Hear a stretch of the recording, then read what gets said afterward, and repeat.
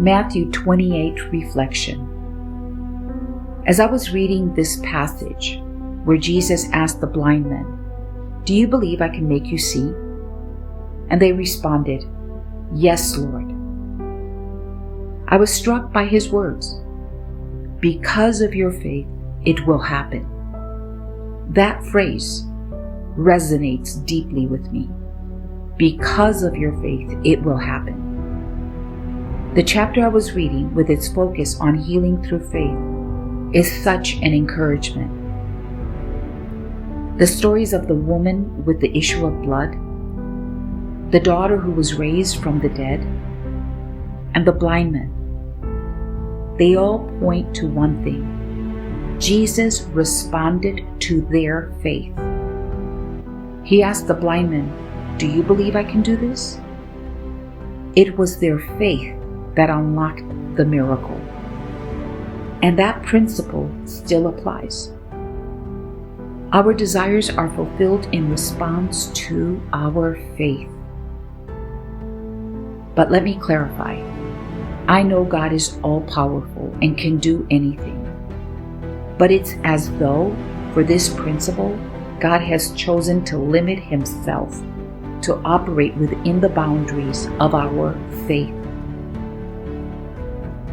Without faith, he cannot move, not because he lacks the power, but because he has chosen to respond to faith. Without faith, it is impossible to please God. Hebrews 11:6.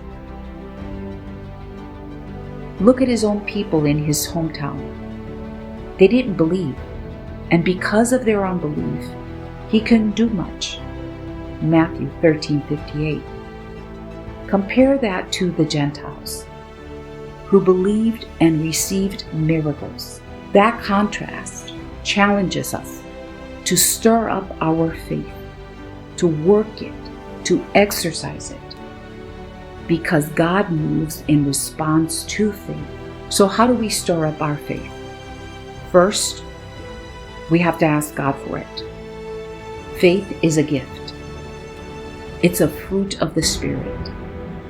And I'm reminded of the man who said, "I believe, but help my unbelief." Mark 9:24. Asking God for faith is the first step, but it doesn't stop there. Faith without works is dead. James 2:17. Faith has to be exercised, stirred, and acted upon to be alive. For me, things like declarations, meditations, journaling, and calling those things that are not as though they are, Romans 4:17, have been powerful ways to exercise my faith. When I journal or meditate, I visualize my desires as already done. I don't just ask God, I thank him as though I've already received what I've prayed for. I live in the joy, gratitude, and emotion of it fulfilled. That stirs my faith. It's not just wishful thinking, it's faith in action. For example, when I do a guided meditation or a journaling exercise, I picture the outcome as complete. I meditate on it as if it's already mine, and I thank God for it. Calling those things that are not as though they are.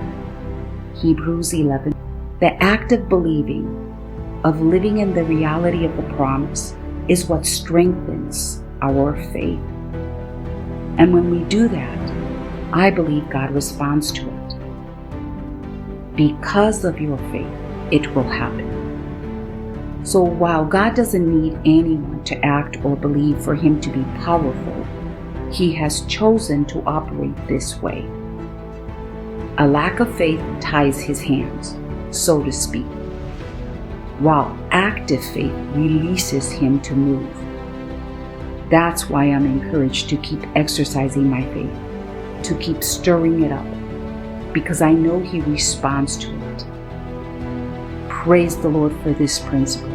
It's a reminder to work our faith, to live in it, and to trust Him fully.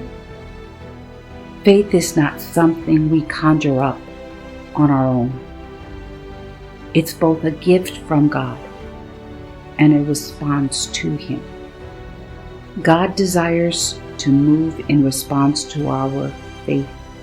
It's up to us to cultivate and exercise that faith.